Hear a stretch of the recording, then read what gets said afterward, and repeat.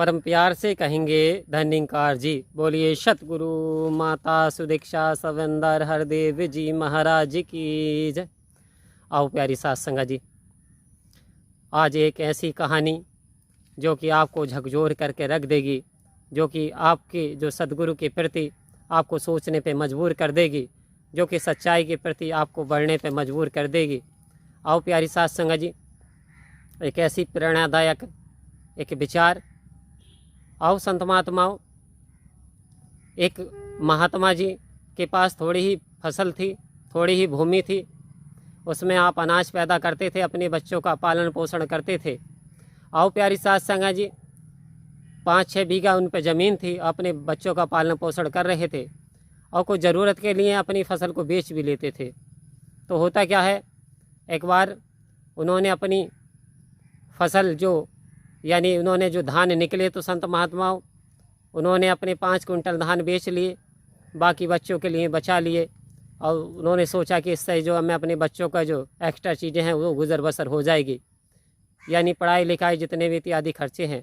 तो प्यारी सात संगा जी, ये जो किसान थे ये सदगुरु पे बड़ी आस्था बड़ा विश्वास रखते थे, विश्वासी थे, सच्चे थे, ईमानदार थे, सदगुरु में आस्था रखने वाले थे। आओ प्यारी सात संगा जी, होता क्या है, व्यापारी फसल को जो है उधार ले करके चला गया और वो ख़रीदता भी था, पैसे दे देता था। लेकिन इस बार संत महात्माओं क्या होता है, इस बार उसने महात्मा जी को पैसे नहीं दिए। काफ़ी समय बीत गया, महात्मा जी इंतज़ार करते करते वो टाले वाले बता देता था कि भाई अगले हफ्ते दे दूंगा, इससे अगले हफ्ते दे दूंगा।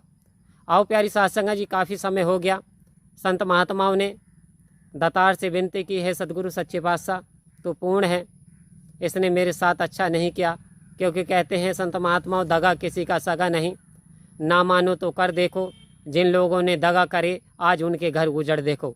आओ संत महात्मा, होता क्या है, उस व्यापारी के जो एक बेटा था और प्यारी सात संगत जी, अब बेटा जो है अपने यानी मौसी के हाकर को गाड़ी से जब जा रहा था तो उसका रास्ते में एक्सीडेंट हो जाता है। आओ संत महात्माओं, अब एक्सीडेंट हो जाता है तो उसकी जो दोनों टांगें वो फ्रैक्चर हो जाती हैं, बुरी तरीके से छत बिछत हो जाता है। तो प्यारी सात संगत जी, डॉक्टर कहते हैं कि टांगें कटवानी पड़ेंगे, यानी बच नहीं सकती, ऑपरेशन होता है, लाखों रुपया लग जाता है प्यारी सात संगत जी उसके बच्चे पे। तो वो आखिर यानी ये सोचता है कि आखिर ये ऐसा कैसे हो गया, यानी मेरे साथ तो ऐसा कभी नहीं हुआ। आओ प्यारी सात संगत जी, उसे ध्यान जाता है कि मैंने उस किसान की बेईमानी की थी, मैंने अभी तक उसका पैसा नहीं दिया और इसका खमियाजा हमें ये भुगतना पड़ गया। तो आओ प्यारी सात संगत जी, वो विनती करता परमात्मा, तौबा तिल्ला करता, कान पकड़ता, मेरी गलती को बख्श दे। और उसी क्षण वो किसान के पास जाता है कि भाई साहब मुझसे बहुत बड़ी गलती हो गई, जिसकी सज़ा परमात्मा ने मुझे दे दी, क्योंकि मैंने आपका दिल दुखाया तो मेरा दिल भी परमात्मा की ओर से दुखाया गया, यानी परमात्मा ने मेरा दिल नहीं दुखाया लेकिन मेरे अपने कर्मों ने ही मेरा दिल दुखाया। तो आओ प्यारी सात संगत जी, साफ साफ कहा गया है, किसी का दिल खुश करोगे तो तुम्हारा दिल खुश कर दिया जाएगा, किसी की सेवा करोगे तो तुम्हारी सेवा करा दी जाएगी, किसी को सुख पहुँचाओगे तो तुम्हें भी सुखों से भर दिया जाएगा, किसी को दुख पहुँचाओगे तुम्हें भी दुखों से भर दिया जाएगा।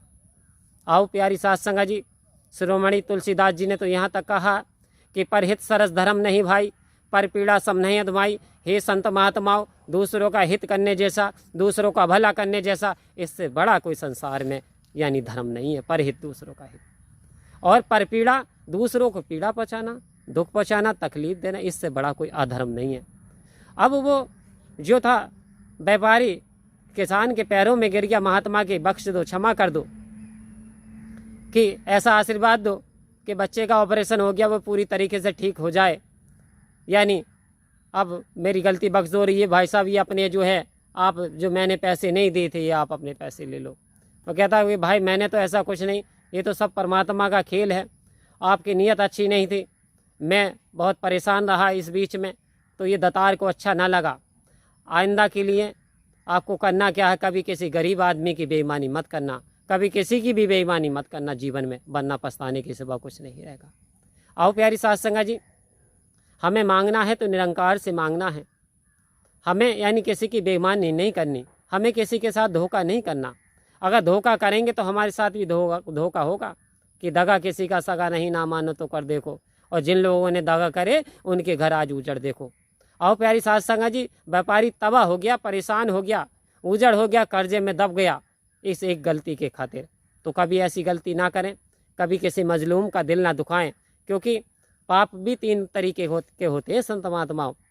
एक हम जो अपनी वाणी से देते हैं, एक पाप कर्म वो भी यानी किसी का मन दुखाते हैं तो वो भी पाप की श्रेणी में आता है। एक जो हम किसी को यानी तन से शरीर से यानी हानि पहुँचाते वो भी पाप की श्रेणी में आता। और यहाँ कहते हैं एक पाप वो होता है जो हम मन में किसी के प्रति यानी बुरा सोच लेते हैं, चुगली, वैर, निंदा, नफरत यानी इत्यादि कार्य भी पाप की श्रेणी में आते हैं। तो आओ प्यारी साथ संगत जी, हमारे लिए क्या है, हम पाप पुण्य के चक्कर में से तो सदगुरु ने हम पे बड़ी कृपा की, मैं निकाल दिया। क्योंकि निरंकारी जो भी काम करते हैं, संत महात्मा जो भी करते हैं, दातार को समर्पित करते हैं।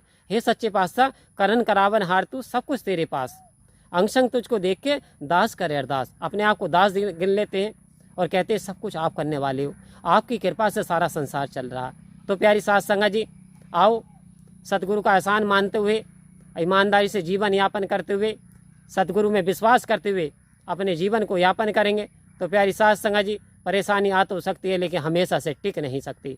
तो परम प्यार से कहेंगे धन्यवाद जी।